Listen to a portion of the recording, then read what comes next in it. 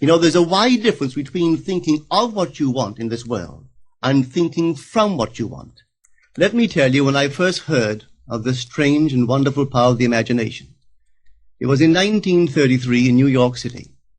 An old friend of mine taught it to me.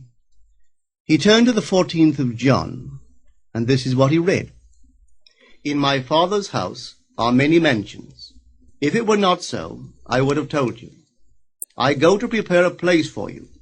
And if I go and prepare a place for you, I will come again and receive you unto myself, that where I am, there ye may be also. He explained to me that this central character of the Gospels was human imagination. That mansion was not a place in some heavenly house, but simply my desire. If I would make a living representation of the state desired, and then enter that state and abide in that state, I would realize it. At the time, I wanted to make a trip to the island of Barbados in the West Indies, but I had no money.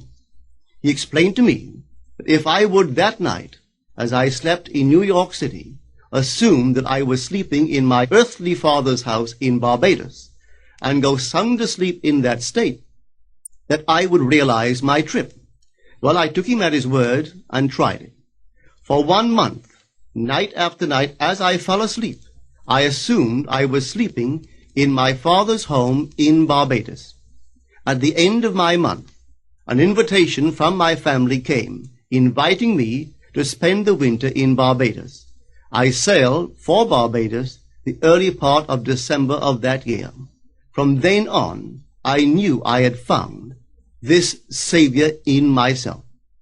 The old man told me that it would never fail. Even after it happened, I could hardly believe that it would not have happened anyway. That's how strange this whole thing is. On reflection, it happens so naturally. You begin to feel or to tell yourself, well, it would have happened anyway. And you quickly recover from this wonderful experience of yours.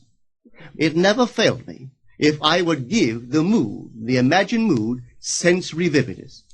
I could tell you unnumbered case histories to show you how it works. But in essence, it's simple. You simply know what you want. When you know what you want, you're thinking of it. That is not enough. You must now begin to think from it. Well, how could I think from it? I am sitting here, and I desire to be elsewhere. How could I, while sitting here physically, put myself in imagination at a point in space removed from this room and make that real to me? Quite easily.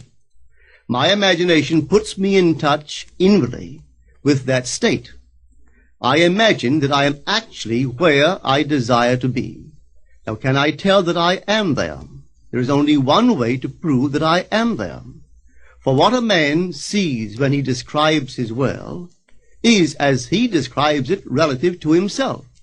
So what the world looks like depends entirely upon where I stand when I make my observation.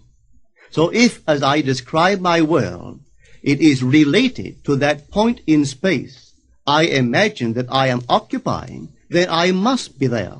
I am not there physically, no, but I am there in my imagination, and my imagination is my real self. And where I go in imagination and make it real, there I shall go in the flesh also. When in that state I fall asleep, it is done. I have never seen it fail. So this is the simple technique on how to use your imagination to realize your every objective.